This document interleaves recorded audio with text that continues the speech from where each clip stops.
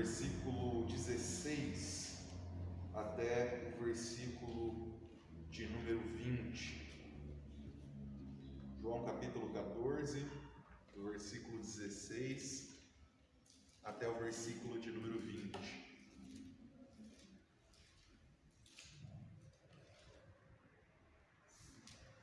E o texto diz assim: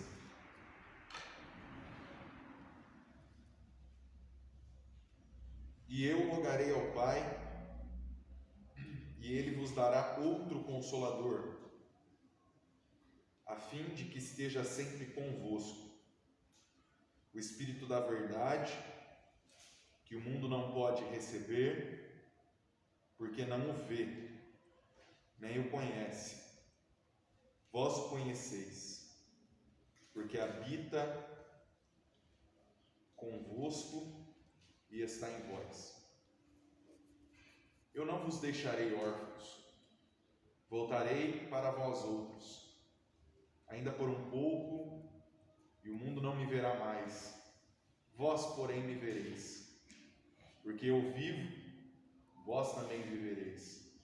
Naquele dia, vós conhecereis que eu estou em meu Pai, e vós em mim, e eu em vós.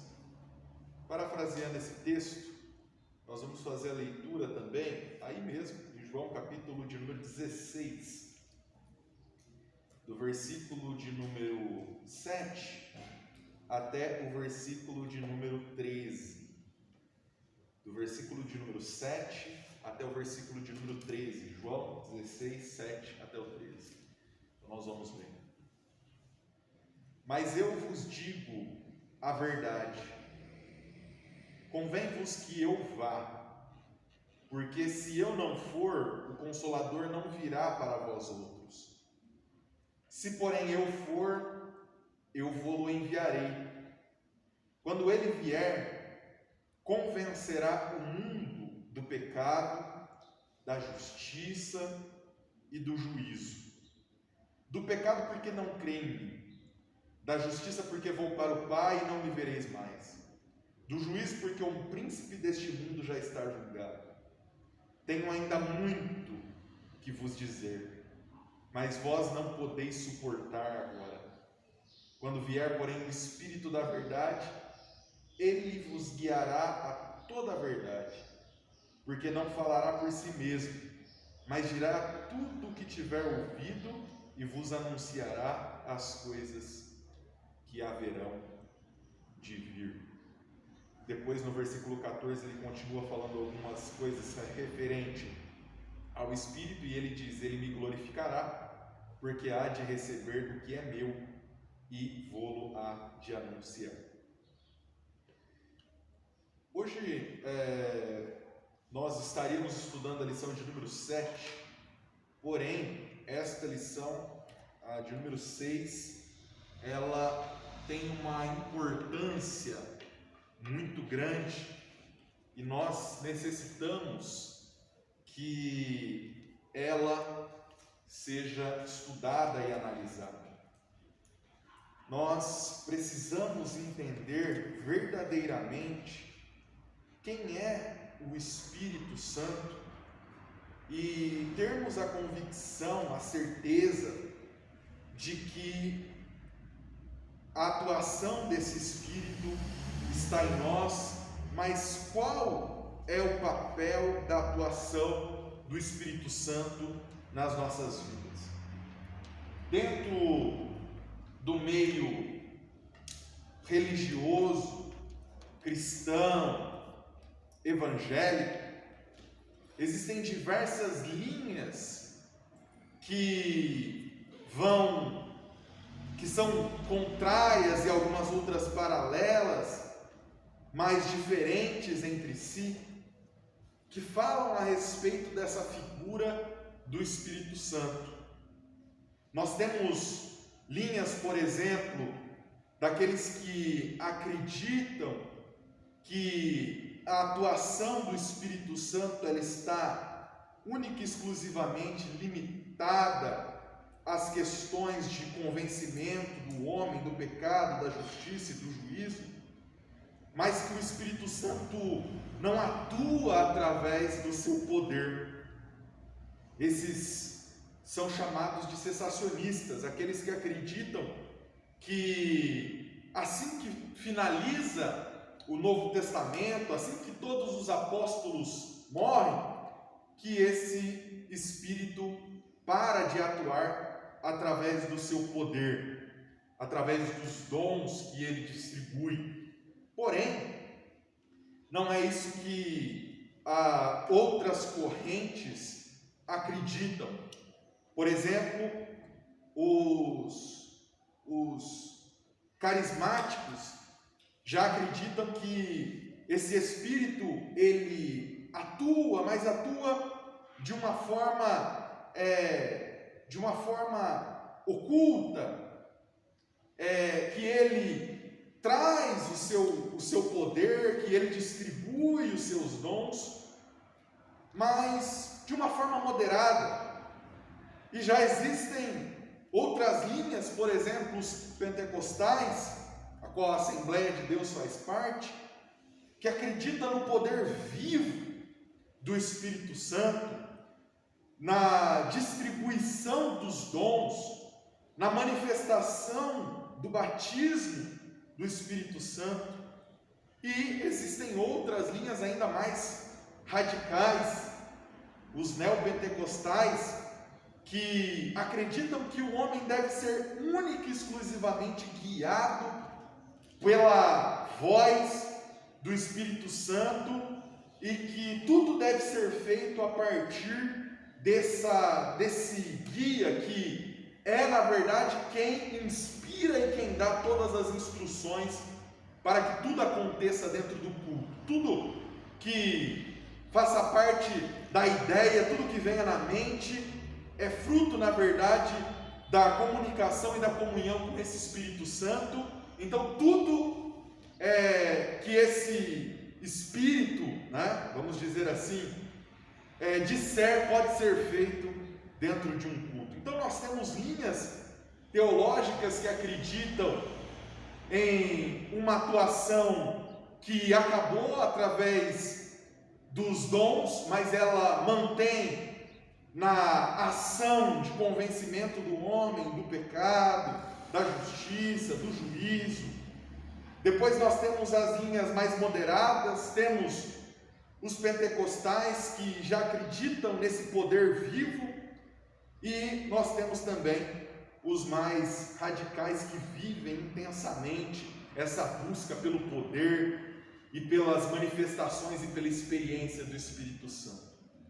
Nós precisamos achar uma linha aonde a Bíblia Sagrada seja a nossa baliza, seja ela que defina qual é a atuação do Espírito Santo, e não só do Espírito Santo, mas que nós identifiquemos quando verdadeiramente é o Espírito Santo e quando não é o Espírito Santo.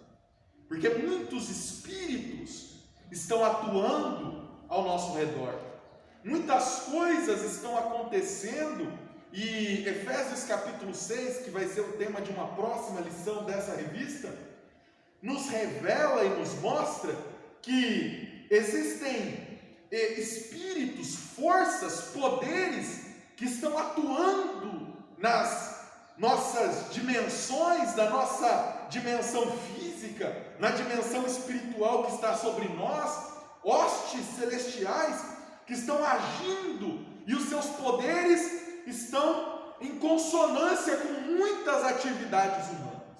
Então nós precisamos ter o entendimento e o discernimento de quais são os espíritos que estão atuando verdadeiramente através de todas as coisas que nós vemos.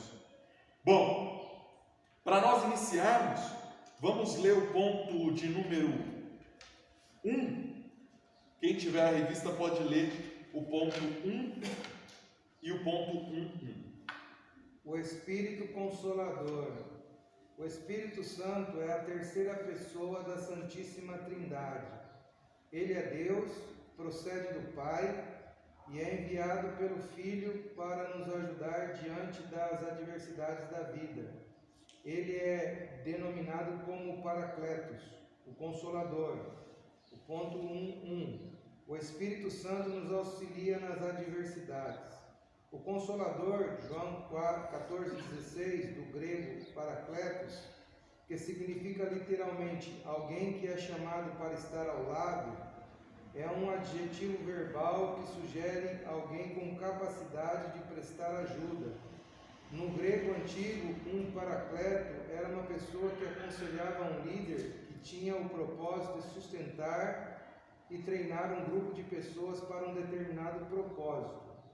Uma pessoa convocada para auxiliar em meio a determinada circunstância em que não se poderia vencer sozinho. No Antigo Testamento, o Espírito Santo, o Espírito que capacitava os profetas a exercer seu ministério e receber a revelação de Deus, Zacarias 7,12. Assim como era na Antiga Aliança, o Espírito de Deus continua auxiliando sua igreja nas dificuldades e na sua função. Bom, a primeira coisa que nós precisamos identificar é a completa diferença do Antigo Testamento para o Novo Testamento. É por isso que nós não podemos nos balizar única e exclusivamente através do Antigo Testamento, porque o Antigo Testamento, ele são sombras daquilo que nós recebemos como revelação no Novo Testamento. A partir do Novo Testamento, nós lemos o Antigo Testamento e nós enxergamos as coisas que fazem parte do nosso dia a dia, fazem parte da nossa cultura, fazem parte do nosso inconsciente. Por quê? Porque o Novo Testamento revela coisas que o Antigo Testamento não nos revela.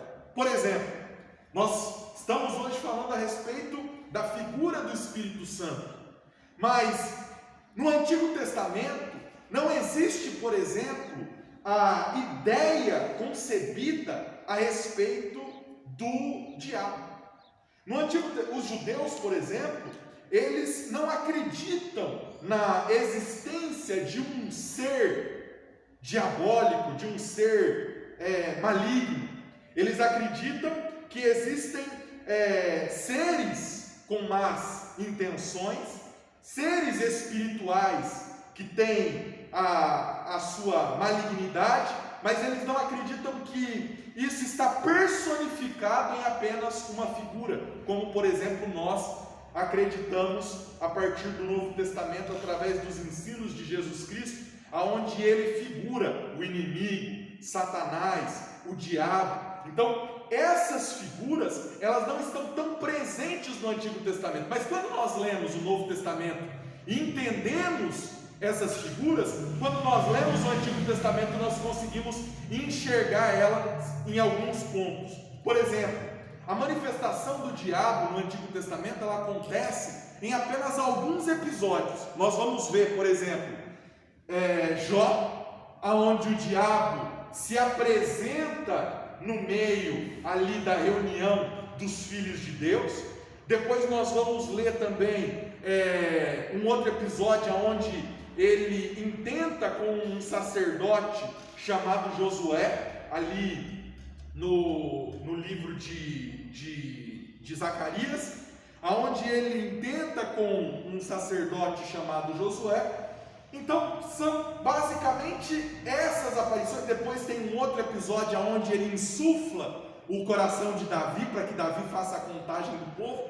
Mas são apenas esses 3 episódios aonde parece ter uma personificação maior a respeito dessa figura. Porém, os judeus, mesmo lendo esses textos e mesmo tendo o Antigo Testamento como escritos, como nós, eles lendo esses textos, eles não enxergam uma figura personificada da maldade, da malignidade. Porém, nós, através do Novo Testamento, principalmente através de Mateus capítulo de número 4, aonde o próprio Satanás se manifesta diante de Jesus, personificamos essa figura que é a figura do diabo, a figura de Satanás. Então, no Antigo Testamento tudo isso é nebuloso. Por exemplo, o Espírito de Deus, ele também é algo que só no Novo Testamento nós vamos ter a concepção profunda do que verdadeiramente esse Espírito é. Porque no Antigo Testamento se fala muito a respeito do Espírito de Deus,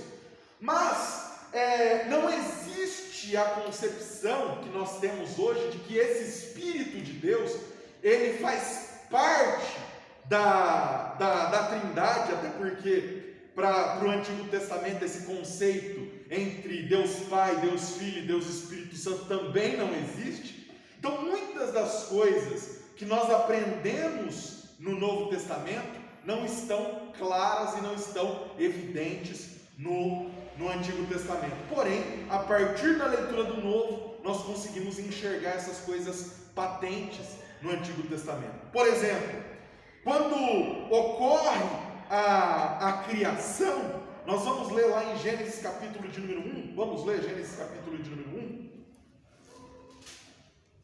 o verso 1 e o verso 2.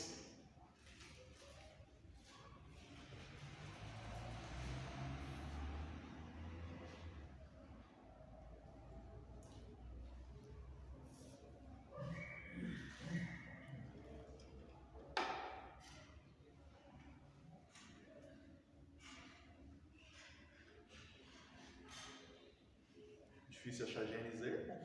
No princípio criou Deus os céus e a terra era sem forma e vazia, e havia trevas sobre a face do abismo, e o Espírito de Deus se movia sobre a face das águas. Então vamos lá, Gênesis 1 e 2. Para nós que temos o entendimento do Novo Testamento, que entendemos, que compreendemos o Novo Testamento, quando nós lemos Gênesis 1 e 2, quais são as figuras que nós enxergamos aqui que fazem parte da Trindade? Deus e o Espírito Santo. Só tem Deus e o Espírito Santo.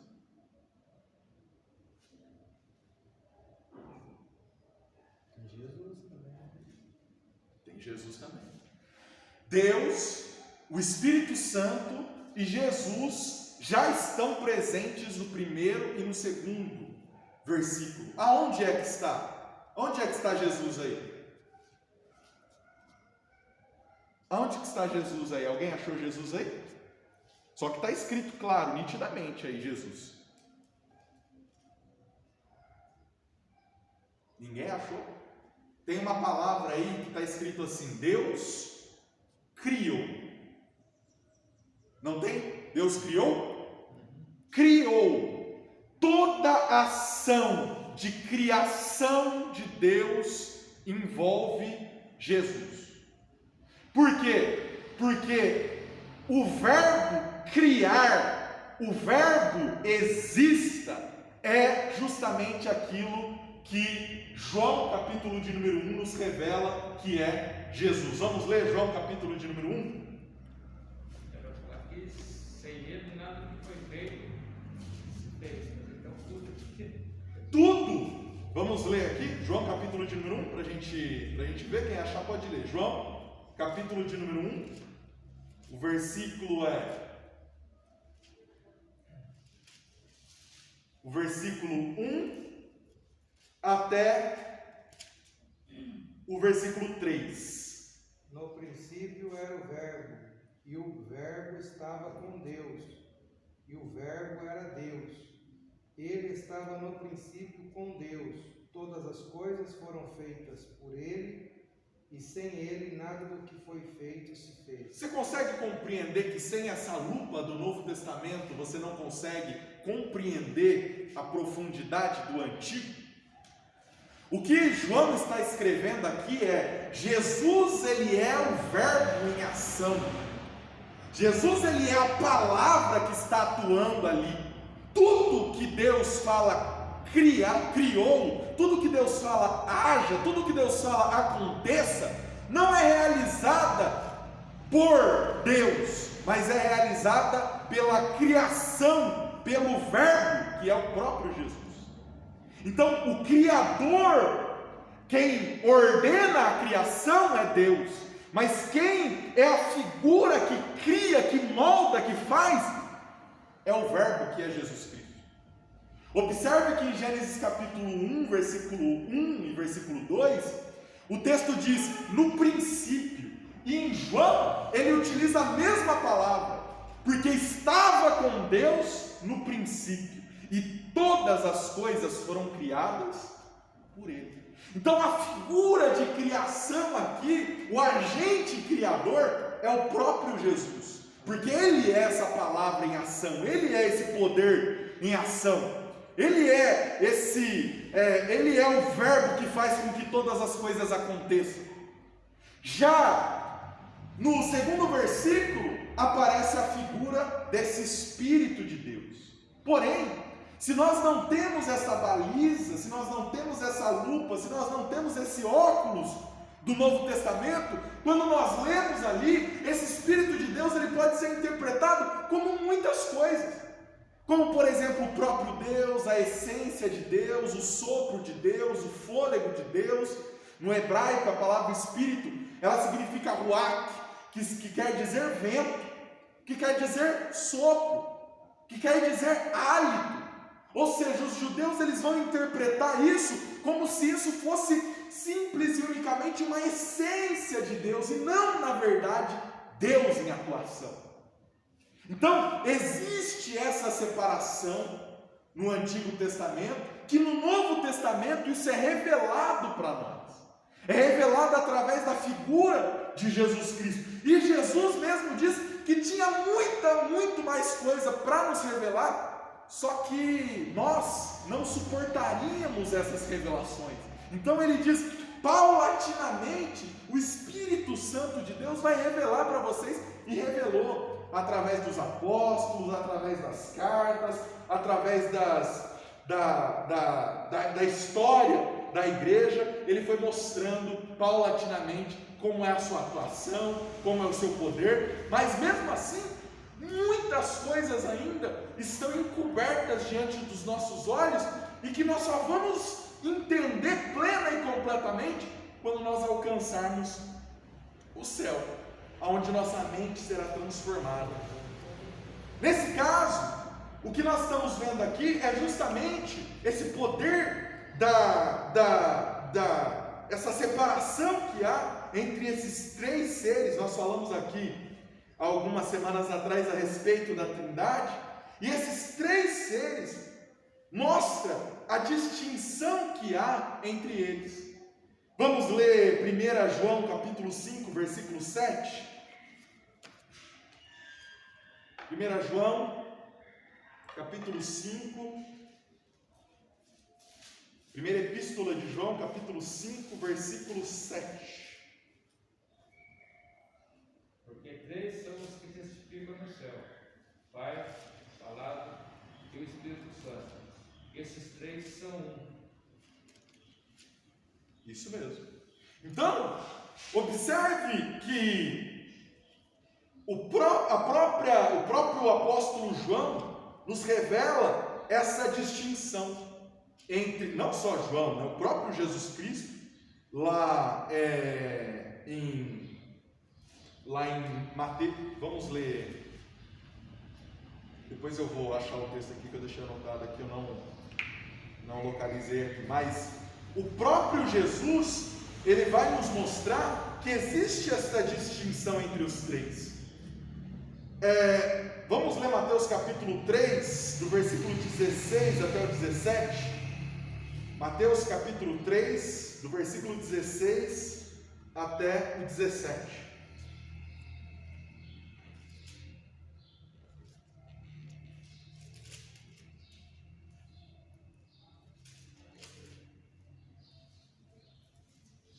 Mateus 3, 16 Isso. ao 17. Isso. E sendo Jesus batizado, saiu logo da água.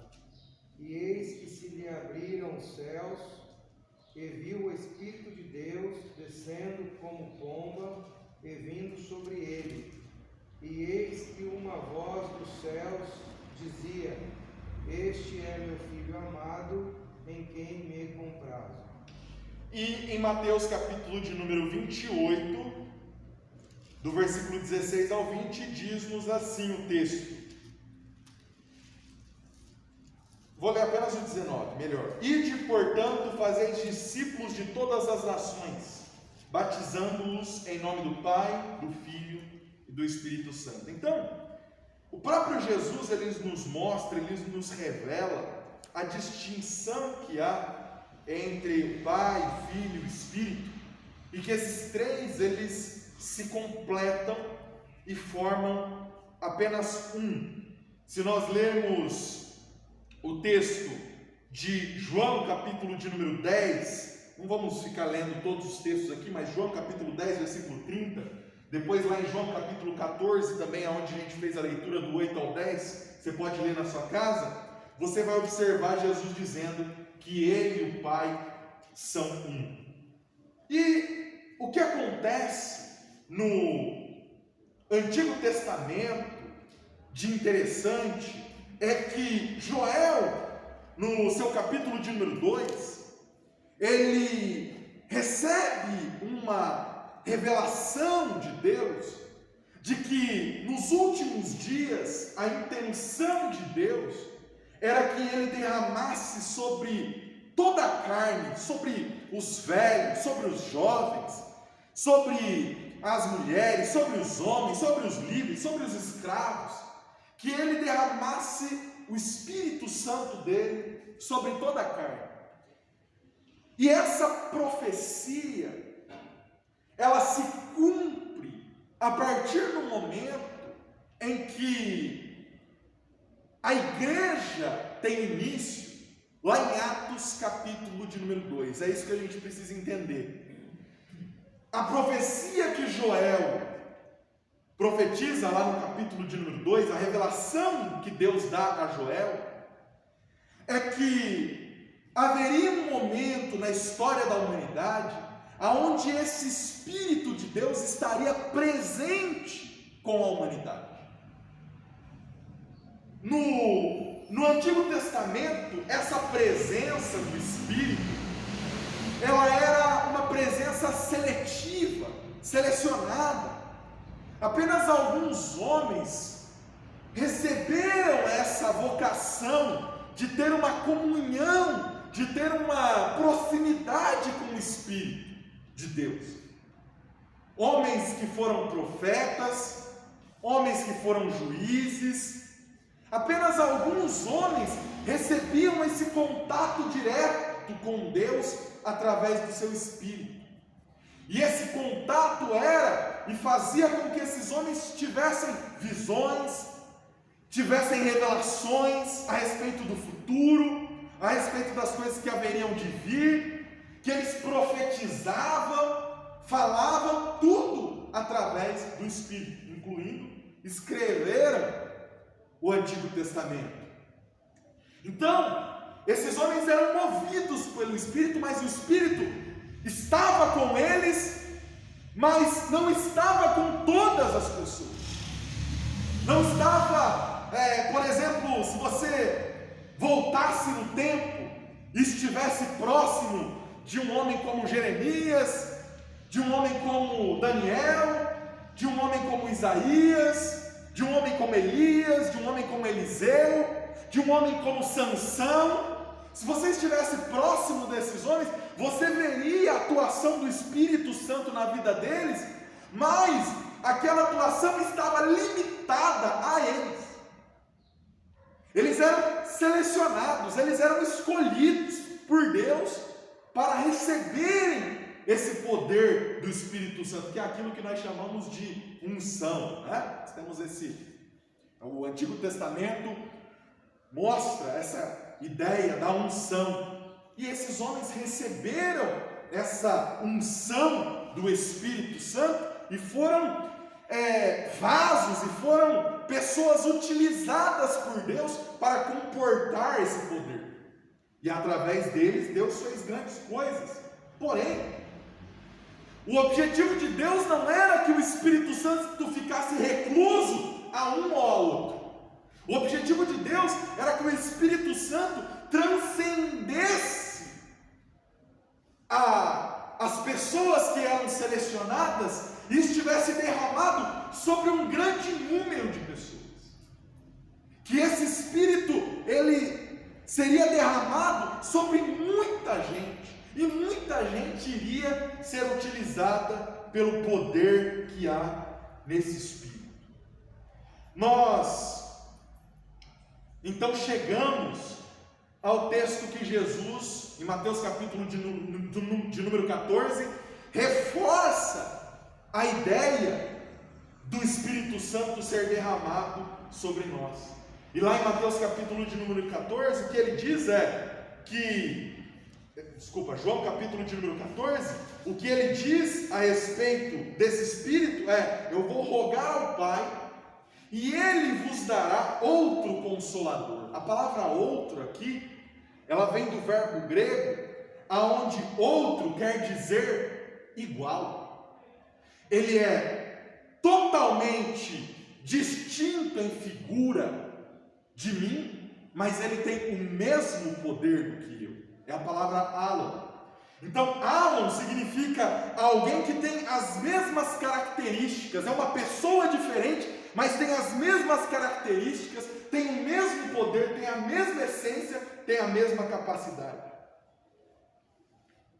E depois ele utiliza a palavra paracletos, que quer dizer advogado. A palavra paracletos era, na verdade, utilizada para o advogado de defesa. Era aquele que, quando alguém ia ser condenado, era ele quem ia e fazia a defesa daquela pessoa. Então, qualquer advogado que defendia uma certa causa, no grego, era chamado de paracletos. Então, o que Jesus utiliza aqui, é óbvio que Jesus está falando em hebraico, em aramaico, porém, quando João escreve isso, já no grego, ele utiliza essa figura de linguagem, dizendo que Jesus estava dizendo que ele enviaria um outro advogado que tinha o mesmo poder que ele e que iria advogar as nossas causas, esse Consolador. E ele diz para que ele esteja para sempre convosco. Então, o que Jesus ele está mostrando aqui é que ele iria partir, que ele iria retornar ao céu, que ele iria voltar para Deus, mas que chegando em Deus, quando ele estivesse na presença de Deus, ele rogaria, ele pediria, ele clamaria, e obviamente sabendo que Deus o atenderia, ele rogaria ao Pai para que o Pai enviasse na terra esse Espírito que tem o mesmo poder que ele e que seria distribuído entre os homens. Mas qual que é o papel do Espírito Santo? O papel do Espírito Santo, ele é único e exclusivo para o poder? Qual que é o papel do Espírito Santo nas nossas vidas? O papel do Espírito Santo, ele é mostrado ao longo de todo o Novo Testamento, e ele tem algumas atividades que são importantíssimas e que nós precisamos ressaltar, que nós precisamos entender quem é esse Espírito Santo, o que ele faz, qual que é o verdadeiro poder dele, para que nós possamos usufruir desse poder, usufruir dessa ação do Espírito nas nossas vidas.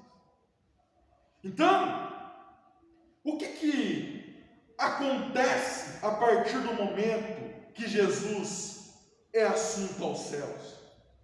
Isso nós vamos ler lá em Atos capítulo de número 1. Nós não vamos ler o texto, mas se você quiser abrir para acompanhar, depois a gente vai fazer a leitura de Atos 2, que é onde acontece a festa do Pentecostes, né? Que acontece a festa do Pentecostes. Mas se você ler depois Atos capítulo de número 1 lá dentro da sua casa, você vai observar que acontece a assunção, a ascensão de Jesus, lá em Atos capítulo de número 1, no versículo de número 6 até o versículo de número 11. Lá no versículo de número 11, aparecem anjos que vão dizer para eles que Jesus ele já foi assunto aos céus. Mas assim como ele subiu, eles também veriam Jesus voltar. Depois, no versículo 7, no versículo 8, na verdade, Jesus ele faz uma promessa, reforçando tudo aquilo que ele havia falado em João 14 e João 16, dizendo que eles receberiam poder. Está aqui a primeira atuação do Espírito Santo. O Espírito Santo seria um poder. O Espírito Santo seria uma energia. A palavra que Lucas utiliza quando ele escreve Atos é a palavra dunamis, ou a palavra dínamos. A palavra dunamis quer dizer explosão. A palavra dínamo quer dizer energia. O que ele está utilizando aqui como palavra é justamente uma força, é justamente uma energia, é justamente algo que daria um poder, uma força sobrenatural para aqueles homens. A palavra dínamos, por exemplo, ela dá depois origem à palavra gerador de energia. Quem já teve uma bicicleta aqui que tinha aquele que girava o pedal, né? Tinha o dínamo. Você teve a bicicletinha? Aí o que ela fazia? Acendia uma luzinha, não era? Não acendia uma luzinha? Apertava o negócio da usina, colocava no pneu, quando o pneu rodava, acionava. Acendia a luzinha, não era? Você usava para acender a luzinha? Então, aquele dínamo, a palavra dínamo que dá origem a esse gerador de energia, ele significa justamente isso. No Paraná tem muito, que é no 4, 42, o pessoal usa. Tem que ter, né? Porque senão. Não, mas lá tem. Então, é esse dínamo, é essa energia que Lucas está escrevendo aqui. Essa impulsão, essa energia elétrica, é esse poder que está sendo entregue.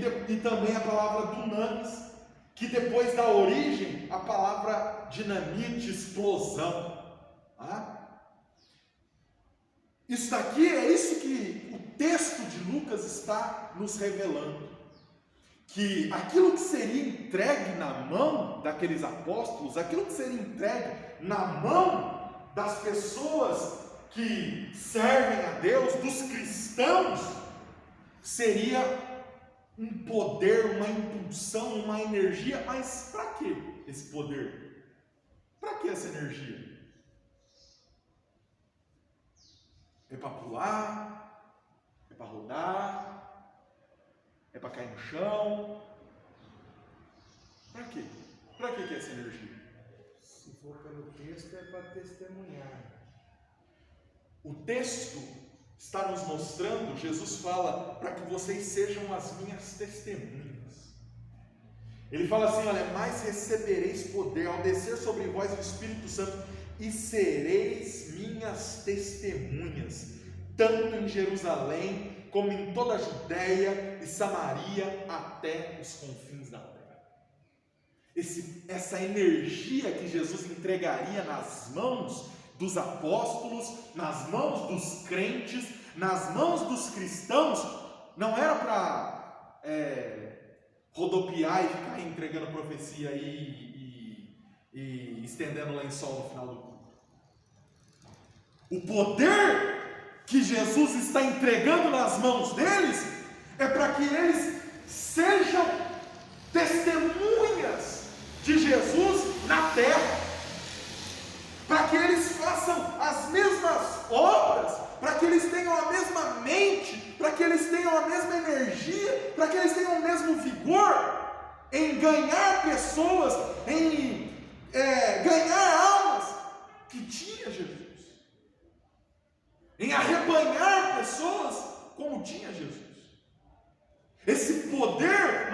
podemos chamar assim, é o poder missionário. Esse sim é um poder missionário.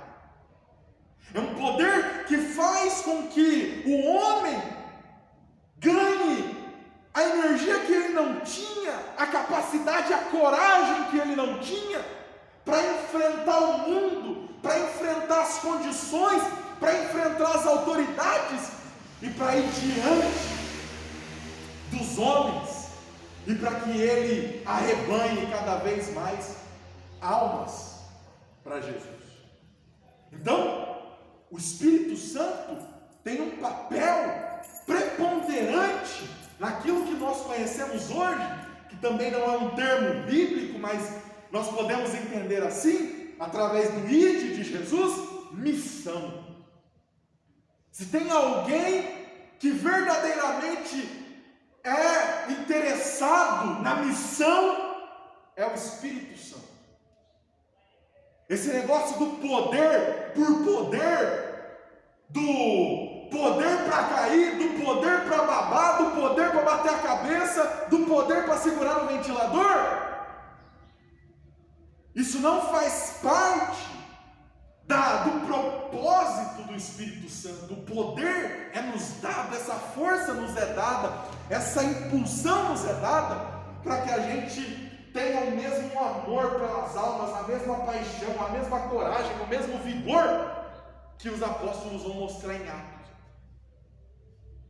Então é isso que Jesus ele está nos manifestando aqui. A igreja fica 10 dias. Quanto tempo de Jesus ser assunto ao céu até Atos capítulo de número 2, aonde desce o Espírito Santo? 10 dias. Jesus, depois que ressuscita, passa 40 dias com os apóstolos. Mel Gibson vai fazer um filme agora desses 40 dias. Não sei onde ele vai achar o que aconteceu nesses 40 dias, mas ele vai fazer um filme, que é o Paixão de Cristo 2, aonde ele vai mostrar esses 40 dias que Jesus ficou com seus discípulos após a ressurreição. Esses 40 dias que Jesus fica com os discípulos, você imagina os discípulos que 40 dias atrás acabaram de ver, 43 dias atrás, acabaram de ver a crucificação dele, ele sendo morto. Depois ele ressuscita, está com um corpo totalmente transformado, com um corpo totalmente glorificado, e está diante deles aqui, ensinando coisas que eles depois vão nos mostrar através das minúcias do Novo Testamento, falando para eles, ensinando eles, dando todo o cerne, toda linha, toda coluna vertebral daquilo que eles deveriam fazer no mundo, ser para o mundo, ser para as pessoas. E aí, eles passam esses 40 dias com Jesus, e depois Jesus é assunto aos céus, e 10 dias. Em 10 dias, haviam 500 pessoas, quando Jesus é assunto aos céus. 500. Em 10 dias, sem Jesus, sem o Espírito Santo, sem a atuação de Deus, a igreja mingua de 500 para 120 pessoas.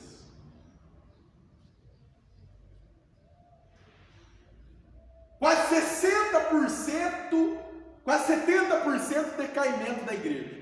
Em 10 dias. 10 dias a igreja decaiu. 70%. Depois desses 10 dias, eles estão ali orando, clamando, está acontecendo uma festa, que é a festa de Pentecostes. Daí vem o nome pentecostal, porque lá nos Estados Unidos, depois daquele movimento da rua Azusa, eles remeteram tudo aquilo que estava acontecendo, aquele povo,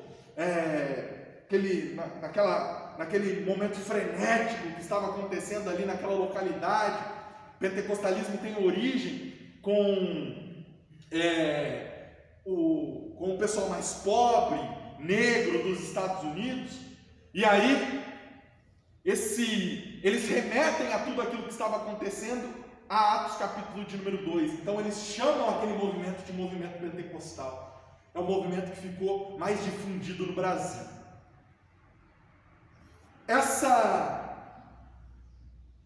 Mas toda a igreja nasce ali, toda a igreja pentecostal, desde a igreja católica até a igreja luterana, anglicana, todos nós somos, porque nascemos ali. Então, o movimento pentecostal, ele simplesmente se apropria do nome por conta da alusão, mas tudo tem origem na descida do Espírito Santo. E quando o Espírito Santo desce impetuosamente, enche todo aquele ambiente daquelas 120 pessoas, começam a acontecer coisas sobrenaturais. Eles começam a falar em outras línguas, eles recebem um poder de coisas que eles não conheciam, de situações que eles não conheciam, e todos aqueles que estavam ao redor começam a ouvir eles falando nas línguas nativas. Então aquele momento ali é um momento que é sobrenatural, é justamente, estava dando início ali na profecia de Joel, naquilo que Joel havia profetizado, naquilo que Joel havia dito, onde o Espírito seria derramado sobre todos, e ali havia homens, mulheres, criança, e todos ali receberam esse poder do Espírito Santo. Mas eles receberam esse poder para quê? Eles receberam esse poder para que eles ganhassem almas, para que eles alcançassem mais pessoas. Porque quando o dia de Pentecostes termina, a igreja salta de 120 para 3.120 pessoas. Porque naquele dia, 3.000 pessoas se converteram. Então o objetivo do Espírito Santo, a princípio, desse poder do Espírito Santo, a princípio, era essa atividade missionária, de convencimento do homem do pecado, da justiça, do juízo, de abertura dos ouvidos, de abertura dos olhos, para que o homem possa enxergar Deus como ele quer ser enxergado, Jesus como ele deve ser enxergado. Então, esse é o primeiro papel, essa é a primeira ação do Espírito Santo. O problema nosso é que nós estamos reduzindo o Espírito Santo ao poder. Poder para quê? Eu ouvi um termo interessante que o camarada ele falou e ele acertou perfeitamente. Estava ouvindo, não era nem uma pregação, era uma entrevista, e o pastor na entrevista respondeu o seguinte: perguntaram para ele, então, pastor, o senhor é pentecostal, tal, não sei o quê, e o pessoal sempre fala que vai no monte, tem as experiências no monte, vê as coisas acontecendo ali, né, graveta acendendo, e aí ele olhou, e muito sabiamente ele respondeu o seguinte: o povo vê graveta acendendo no monte, mas isso aí não muda nada. Não muda nada na vida deles, não muda nada na história deles, não muda nada no trato deles. Moisés, quando viu uma sarça acender na frente dele, virou as costas para a sarça e foi libertar o povo. Aquele poder da sarça impactou Moisés a ponto dele: a partir de hoje minha vida é diferente. Eu vou ter que libertar aqui. Então, para que o poder existe? Para que essa força? Para que essa energia? Para que esse ânimo que nós recebemos do Espírito Santo existe? Para que nós façamos a diferença no meio do mundo. A diferença que a igreja tem que ter é justamente o poder do Espírito, para que nós arrebanhamos o mundo, saiamos e vamos com força para cima, com coragem, peitando o mundo, peitando as coisas do mundo, para que a gente possa cada dia mais ter pessoas e mais pessoas se rendendo aos pés de Jesus. Então, poder para quê? Se a gente não faz nada. Poder para quê se eu não prego para ninguém? Poder para quê se eu não falo de Jesus para ninguém? Esse poder eu não preciso.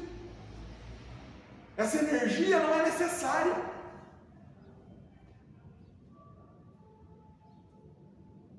Ontem o pregador falou sobre isso. Ele falou que precisa ter fogo no coração, mas precisa ter iluminação na mente. Tem que ter equilíbrio. Não adianta ter o fogo sem iluminação, e não adianta ter iluminação sem o fogo. Tem que ter os dois. Isso é importante, isso é relevante. Nós falamos tanto dos heróis da fé. Nós lemos lá o livro lá dos heróis da fé, e nós vamos encontrar homens lá, John Wesley, Jonathan Edwards, Spurgeon, Moody e tantos outros homens que nós olhamos e nós nos impactamos com as histórias deles, Lutero, de como esses homens balançaram as estruturas do mundo. A única diferença, a única coisa que eles conseguiram compreender, que nós não conseguimos compreender, é que esse poder que é entregue pelo Espírito Santo tem uma utilidade, que ele tem uma necessidade. Eles pegaram esse poder, pegaram essa energia e eles centralizaram ela no objetivo, que é o objetivo dela, que é fazer com que as pessoas entendam quem é Jesus. Como você conheceria, por exemplo, John Wesley se ele não tivesse pregado, se ele não tivesse falado, Spurgeon se ele não tivesse pregado, se ele não tivesse falado de Jesus? Olha aquele camarada lá, o magrinho, o Jonathan Edwards. O camarada tinha uma mensagem só, uma só. E ainda para quem gosta um pouco daí da exposição, né, da arte da exposição, da hermenêutica, né? Quem gosta da arte de falar, tudo que ele faz é errado. Porque ele prega o sermão que ele prega encostado no púlpito assim, e lendo o sermão assim, na mão. Ele só tem uma mensagem, ele só tem uma pregação. E arrebanhou milhares de almas. Então, esse poder tem um objetivo. Qual que é o objetivo desse poder? Levar as pessoas até Cristo. Levar as pessoas até Jesus. Se não for assim, não serve para nada. Não serve para nada. Outra ação do Espírito Santo. A segunda ação do Espírito Santo haveria outras coisas para a gente falar, mas não tem condições. A outra ação do Espírito Santo está lá, em 1 Coríntios capítulo de número 12. Vamos ler?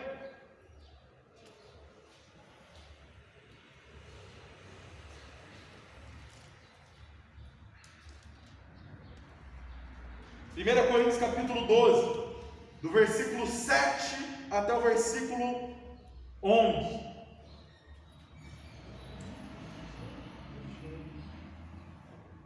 Vou ler. Mas a manifestação do Espírito é dada a cada um para o que for útil, porque pelo Espírito é dado a palavra da sabedoria, e a outro, pelo mesmo Espírito, a palavra da ciência, e a outro, pelo mesmo Espírito, a fé, e a outro, pelo mesmo Espírito, os dons de curar, e a outro, a operação de maravilhas, e a outro, a profecia, e a outro, o dom de discernir os espíritos, e a outro, a variedade de línguas, e a outro, a interpretação das línguas. Mas um só é o mesmo Espírito, opera todas essas coisas, repartindo particularmente a cada um como quer. Nós estamos tão equivocados na concepção do Espírito Santo e do poder de Deus, que nós resumimos o Espírito Santo e a sua atuação ao falar em línguas. Para qualquer pentecostal, qualquer um, incluindo a definição do batismo com o Espírito Santo, para qualquer pentecostal, tende a haver a manifestação das línguas. Eu estou errado ou estou falando aqui alguma coisa divergente aqui?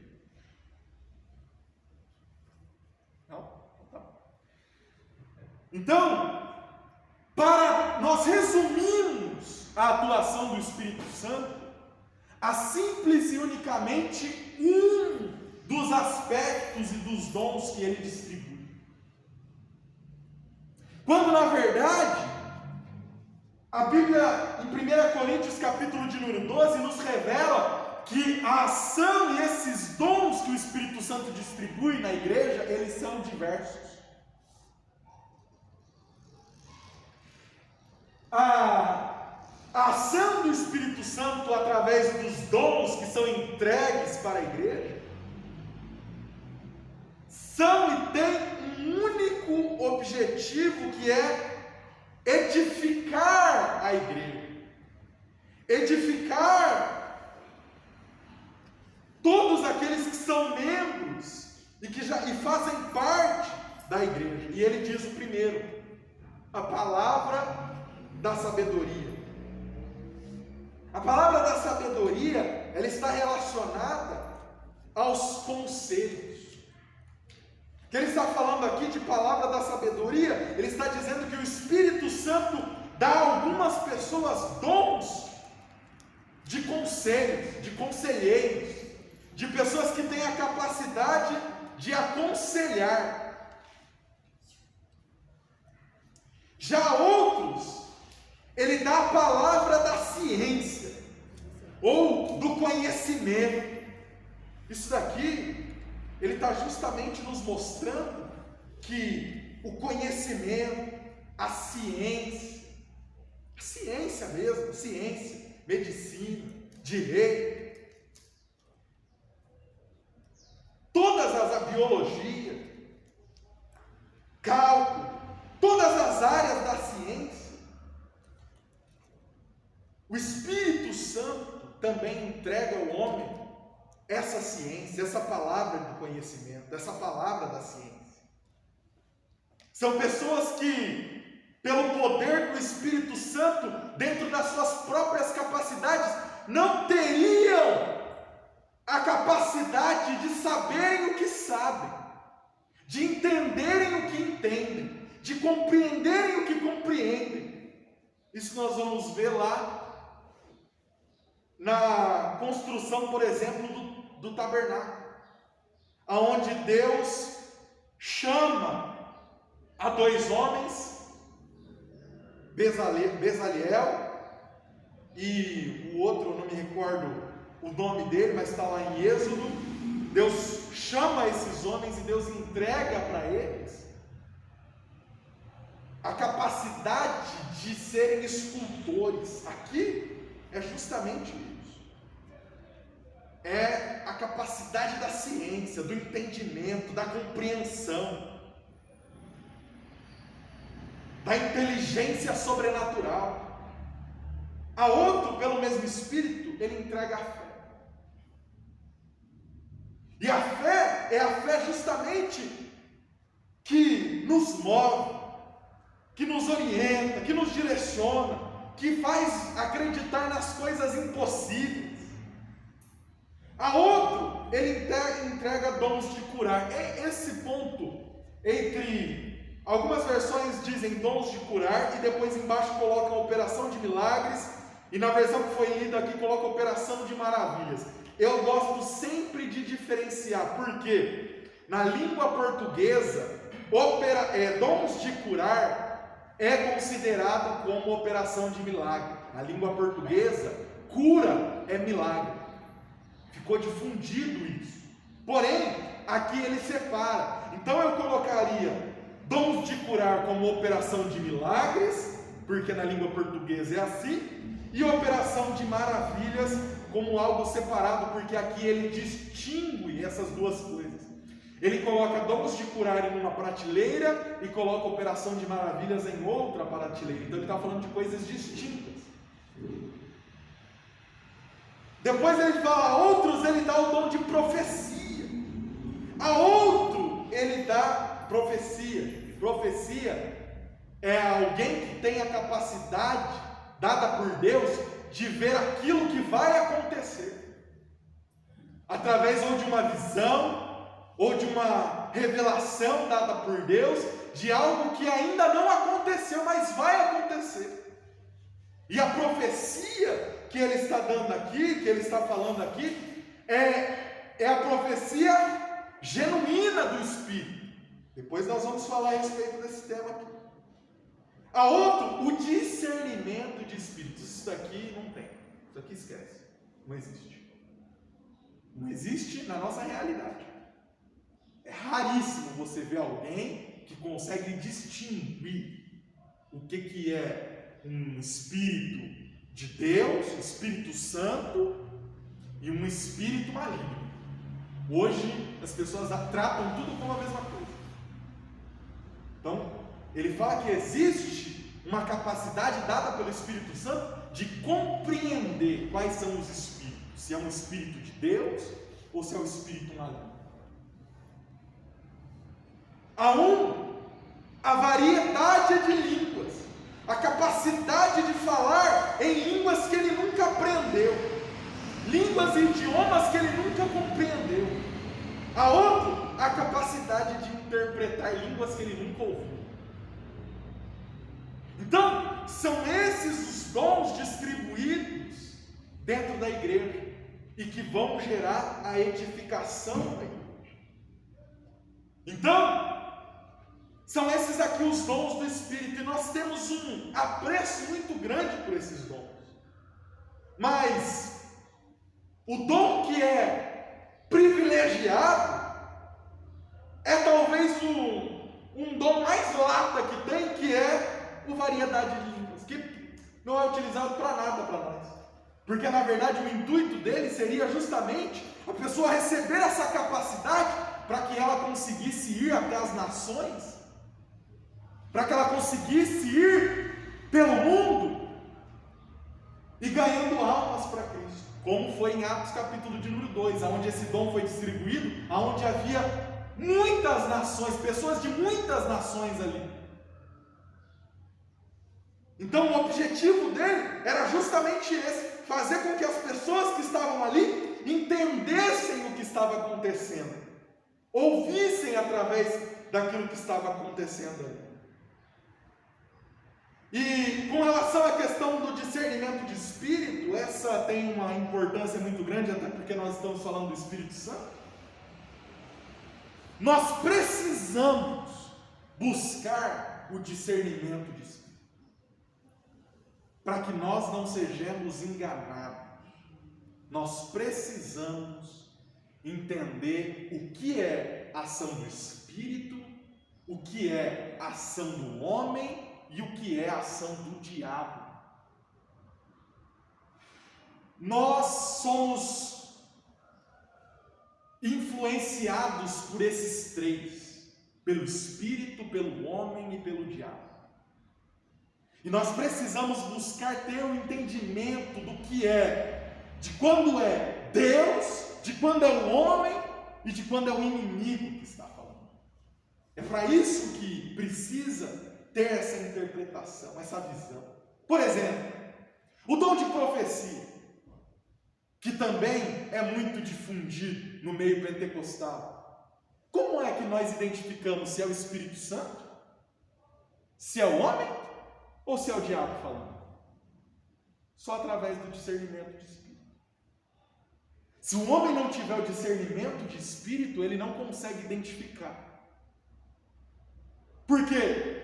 Quando é o Espírito Santo de Deus, a profecia que é direcionada pelo Espírito Santo de Deus, ela tem os seus objetivos claros e destacados na Bíblia Sagrada.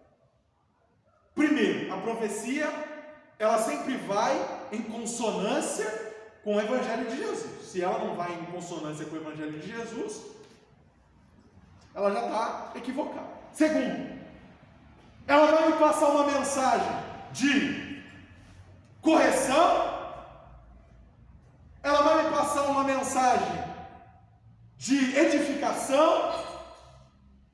Se ela não me edificar, se ela não me exortar, e depois se ela não se cumprir, nós já conseguimos identificar.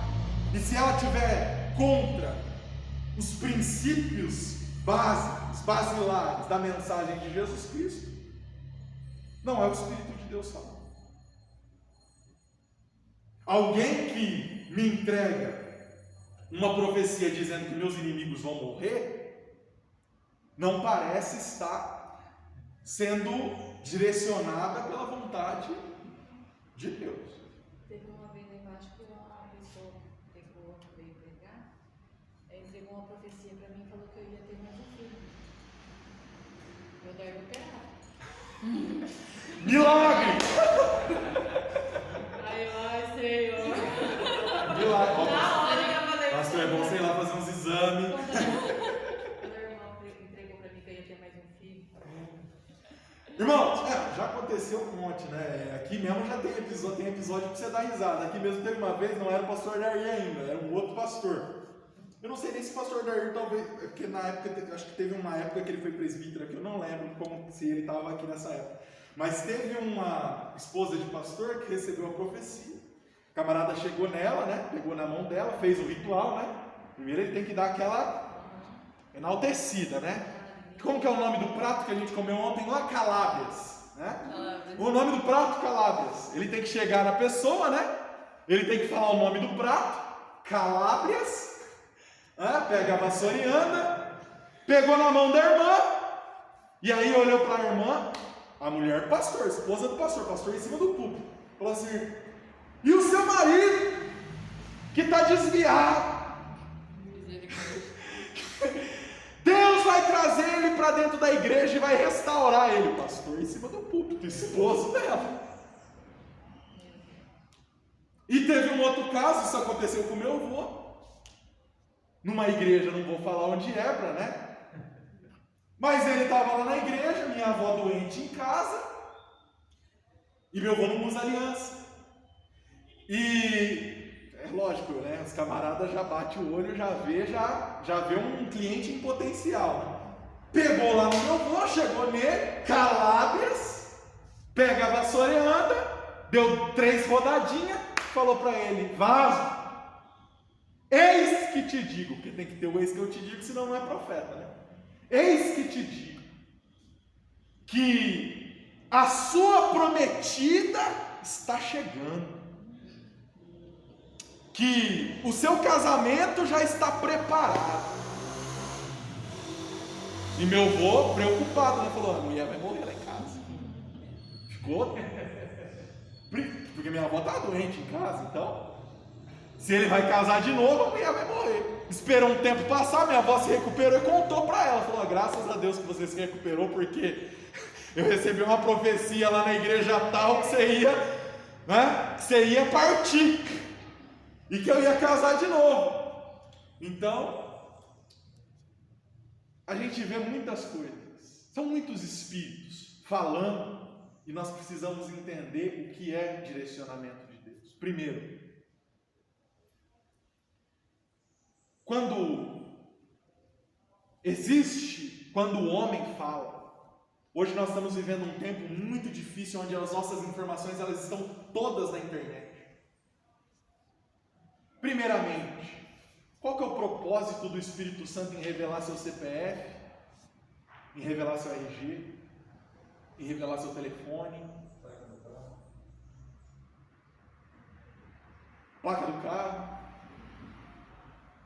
Qual que é o objetivo do Espírito Santo nisso?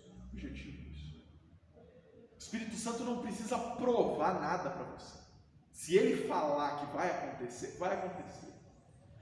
Normalmente,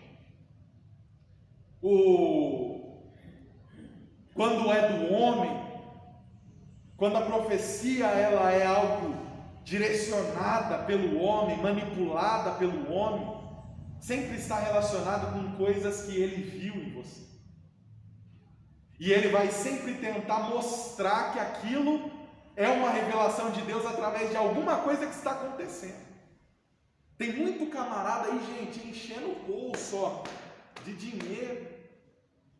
Porque tem muita gente que parece que eles estão órfãos da mesa branca, eles estão órfãos da cartomante, eles estão órfãos da quiromante, eles estão órfãos da cigana quilemão. Então, o povo ele está atrás da profecia. E esses camaradas, eles fazem uma leitura emocional das pessoas que estão ali, e às vezes eles conseguem enxergar coisas que para você não são visíveis. Só que, meu amigo, aquilo ali é o ganha-pão dele. Você não é especialista no seu ganha-pão? Você é especialista, não é? Você sabe tudo o que você tem que fazer. A hora que você chegar lá na sua empresa, o que você tem que fazer, a máquina que você tem que operar, a planilha que você tem que abrir, aonde você tem que lançar, você se torna um especialista naquilo que você faz. E outras pessoas talvez não consigam compreender bem aquilo que você faz, enxergar da forma como você enxerga aquilo que você faz, a experiência que você tem. Esses camaradas, a mesma coisa. Então nós temos que tomar muito cuidado. Muito cuidado, porque só através desse discernimento de espírito é que a gente consegue identificar. E por outro lado, existe também o diabo. Existe também forças malignas. Esses dias eu estava vendo esses podcasts, né? Que agora estão muito difundidos. Eu estava vendo um podcast com como que chama? Com um médium, né? Médium. Na verdade, ela é da Umbanda, né? E ela é médium. Ela atende vários famosos. Já apareceu até na televisão, no programa lá do Celso Portiolli, fazendo revelações complexas. Tem uma cena onde eles levam ela dentro de um local, ela com os olhos vendados, leva ela dentro de um local, um galpão, e falam para ela dizer especificamente o que aconteceu ali dentro daquele galpão, e ela revela exatamente tudo o que havia acontecido dentro daquele lugar, que havia tido um desabamento, que haviam pessoas ali em uma festa, e que algumas pessoas morreram, houve um grande... Então ela revelou tudo o que havia acontecido ali. Por quê? Essas pessoas, elas têm espíritos malignos que estão ali atuando e falando no ouvido delas. Alguns desses médiuns têm o poder de fazer com que o espírito se manifeste presencialmente. Então, isso são pontos que nós precisamos estar atentos. E essas coisas, a gente acha que por estar dentro da igreja, num ambiente seguro, a gente acha que é um ambiente seguro. Quando a gente senta aqui, a gente abre a nossa mente para tudo, e tudo que está sendo falado, tudo que está sendo colocado, a gente recebe aquilo como verdade. Quando na verdade, muitas são as atuações que estão acontecendo. Muitas são as coisas que estão acontecendo. Pegue o caso, Flor de Lis foi presa sexta-feira. Pegue lá os depoimentos das pessoas que falaram a respeito da Flor de Lis, o que ela fazia. Dentro do quarto dela, dentro da casa dela, havia um quarto onde ela fazia rituais de bruxaria. Onde ela fazia rituais até mesmo sexuais. As pessoas dizem nos depoimentos, as pessoas parentes, pessoas que estavam próximas, dizendo que ela fazia banhos, que são banhos de rituais de bruxaria. Então, são muitas as coisas que acontecem no nosso meio e que nós estamos abertos a essas coisas, como na verdade, nem todo aquele que diz Senhor, Senhor, então muito cuidado, porque existe o lado do homem. O homem, ele vai utilizar técnicas de persuasão, técnicas de neurolinguística. Tem muito pastor hoje estudando neurolinguística. Tem muito pastor estudando hoje hipnose. Tem muito pastor estudando psicanálise, psicologia, para entender como a mente humana funciona. Tem muito pastor estudando mágica. Vocês acham que não? Tem. Chega num mágico, pergunta para ele. Chega num coach de PNL, pergunta para ele quantos são os pastores. São muitos. Por quê? Porque esses camaradas, eles estão querendo levar as pessoas a uma emoção, a um surto coletivo, a coisas que eles não têm a capacidade dada pelo Espírito Santo para acontecer, mas eles têm que fazer o negócio girar. Então, esses camaradas, eles vão sempre focar a profecia, sempre falando que foi feita uma obra de macumbaria, de bruxaria, que foi enterrado lá na terra do cemitério. Esses camaradas, eles vão começar a trazer essas coisas para dentro da igreja, e isso não está alinhado com o Evangelho de Jesus Cristo. Isso não está alinhado com aquilo que Jesus Cristo nos ensinou. Então, esse é o problema dos dons, que nós precisamos ter o discernimento dos Espíritos para ver de onde é que está vindo o dom. Tem muita língua humana. Tem curso hoje de falar em língua estranha, ou você não sabe disso? Ô Lucas, mas a vozinha do Dair, ela teve revelação que foi feito uma obra de macumbaria. Não estou dizendo que não. Não, é assim, aconteceu com ele. Sim. E foi lá no lugar, ele se enterrou. Em espírito. O que eu estou dizendo é o seguinte, pessoal: o modus operandi é sempre esse. Você está falando de profissionais. Né? São os profissionais. Eu não estou falando que não acontece, pelo amor de Deus. Não, longe de mim generalizar. Longe de mim. Existem pessoas que realmente elas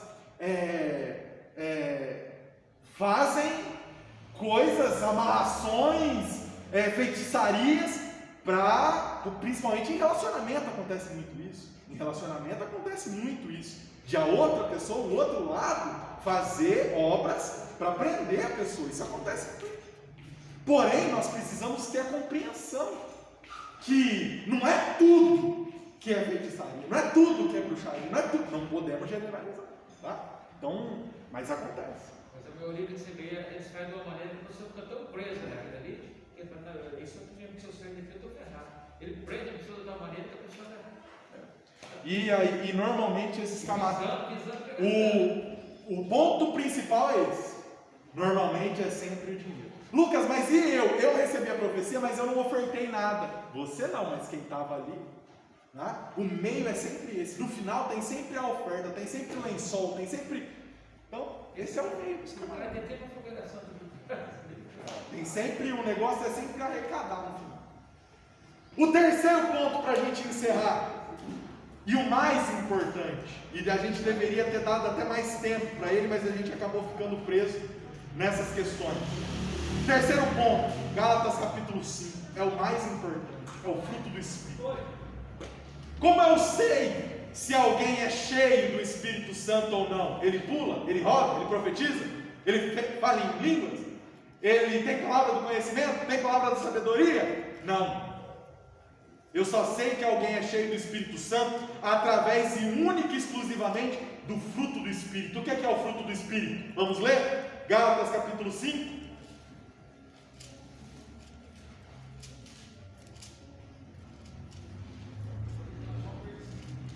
Gálatas capítulo 5. Versículo 22 e 23. Mas o fruto do Espírito é caridade, gozo, paz, longanimidade, benignidade, bondade, fé, mansidão, temperança. Contra essas coisas não há lei. O objetivo principal do Espírito Santo nas nossas vidas não é fazer você viver única e exclusivamente o poder. O objetivo principal do Espírito Santo nas nossas vidas é fazer com que você viva o fruto do Espírito, é que você tenha o desenvolvimento do fruto do Espírito. Se você não tem o fruto do Espírito, você não é cheio do Espírito Santo. Não é. Fruto do Espírito não é um só, é o conjunto. Amor, gozo. O que é gozo? Alegria, paz, longanimidade. O que é longanimidade? Paciência, benignidade. É alguém que é promotor do bem. Bondade, fidelidade ou fé, mansidão e domínio próprio. Se a pessoa não tem essas características, não venha me dizer que ela é cheia do Espírito Santo, porque ela não é. Ela pode profetizar, ela pode falar em línguas, ela pode ser a pessoa mais com uma palavra de ciência, ela pode ter todos os dons que sejam. Se ela não tiver isso, ela não é cheia do Espírito Santo, ela não é espiritual. O poder e o fruto são completamente diferentes. Tem pessoas que não vivem o poder, mas vivem o fruto, e é o fruto que basta. Tem pessoas que vivem o poder e não vivem o fruto. O fruto leva eu para o céu. É o fruto que no final vira céu. E se isso daqui não acabar em céu, isso aqui falhou. Se no final vocês não forem para o céu, isso aqui falhou. Então o que leva o ser humano para o céu é o fruto do Espírito, é viver o fruto do Espírito. O poder não. Vai ter um monte de gente cheia do poder do Espírito Santo indo para o inferno. E aí? Fruto ou poder? Vamos ficar com fruto, né? Deus abençoe vocês. Amém. Aleluia. Glória a Deus.